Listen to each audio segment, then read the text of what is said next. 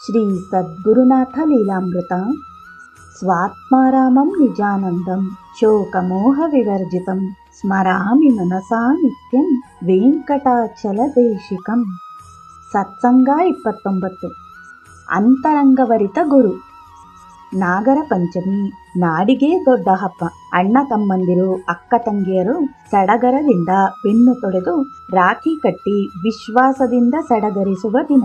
ಅಂದು ಅದೆಷ್ಟು ದೂರದಿಂದ ಅಣ್ಣ ತಮ್ಮಂದಿರು ತಮ್ಮ ಸಹೋದರಿಯರೊಂದಿಗೆ ಹಬ್ಬವಾಚರಿಸಲು ಬರುತ್ತಾರೆ.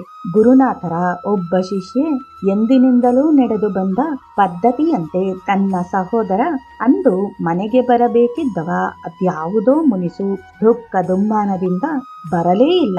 ಜೀವನದಲ್ಲಿ ಅದೇ ಪ್ರಥಮ ಇಂತಹ ವ್ಯತ್ಯಯ ಅವರ ಜೀವನದಲ್ಲಾಗಿದ್ದುದು. ದುಃಖದ ಕಟ್ಟೆ ಒಡೆದು ಬಂದಿತು. ನೋವಾದಾಗ ಅಮ್ಮ ಎಂದು ಸಹಜವಾಗಿ ಕೂಗುವ ಮಗುವಿನಂತೆ ಗುರುನಾಥರ ಶಿಷ್ಯರಿಗೆ ಸಂಕಟ ಬಂದಾಗ ಸಹಾಯ ಮಾರ್ಗದರ್ಶನ ಸಿಗುವುದು ಸಖರಾಯ ಪಟ್ಟಣದ ವೆಂಕಟಾಚಲ ಅವಧೂತರಿಂದಲೇ. ಹಾಗಾಗಿ ಆ ಹೆಣ್ಣು ಮಕ್ಕಳು ಕೂಡ ಗುರುಮನೆಗೆ ಧಾವಿಸಿ ಬಂದರು.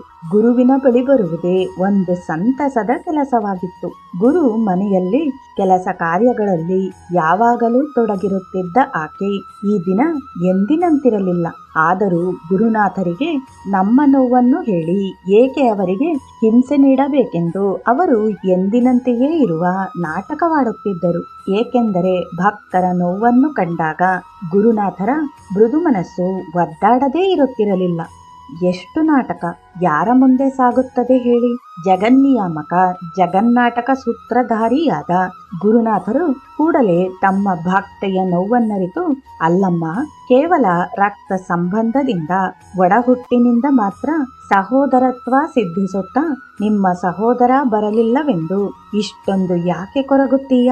ಇಲ್ಲಿ ನೋಡು, ಶ್ರೀಕಾಂತನಿಗೆ ಬೆನ್ನು ತೊಳೆದು ರಾಖಿ ಕಟ್ಟು ಎಂದರು. ಅಲ್ಲೇ ಇದ್ದ ಗುರುಪುತ್ರನಿಗೆ ಬೆನ್ನು ತೊಳೆದು ರಾಖಿ ಕಟ್ಟಿ ಸಂತಸಗೊಂಡ ಆ ಹೆಣ್ಣು ಮಗಳು ಅಂತರಂಗವರಿತು ಆದರ ತೋರಿದ ಗುರುನಾಥರಿಗೆ ಶತಕೋಟಿ ನಮನಗಳನ್ನು ಸಲ್ಲಿಸಿದರಂತೆ.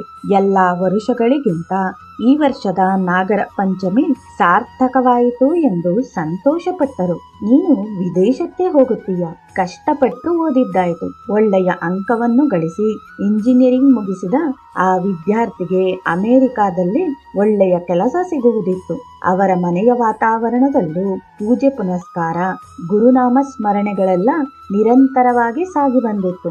ಆದರೆ ಅದೇಕೋ ವಿದೇಶಕ್ಕೆ ಹೋಗುವುದಕ್ಕೆ ವೀಸಾ ಸಿಗುವುದೇ ದುಸ್ತರವಾಗಿತ್ತು. ತಾವು ಮಾಡುವ ಎಲ್ಲಾ ರೀತಿಯ ಮನುಷ್ಯ ಪ್ರಯತ್ನವನ್ನು ಅವರ ತಂದೆ ತಾಯಿಗಳು ಮಾಡಿದರು. ಏನೂ ಫಲ ಕಾಣದಾದಾಗ ತಮ್ಮ ಸ್ನೇಹಿತರಲ್ಲಿ ಈ ವಿಚಾರವನ್ನು ಪ್ರಸ್ತಾಪಿಸಿದಾಗ ಅವರಿಗೆ ಸ್ನೇಹಿತರು ತೋರಿಸಿದ್ದುದು ಸಖರಾಯ ಪಟ್ಟಣದ ಅವಧೂತರನ್ನು. ಮಿತ್ರರು ಸಖರಾಯ ಪಟ್ಟಣದ ಗುರುಗಳ ಬಳಿಗೆ ಇವರನ್ನು ಕರೆದುಕೊಂಡು ಬಂದರು.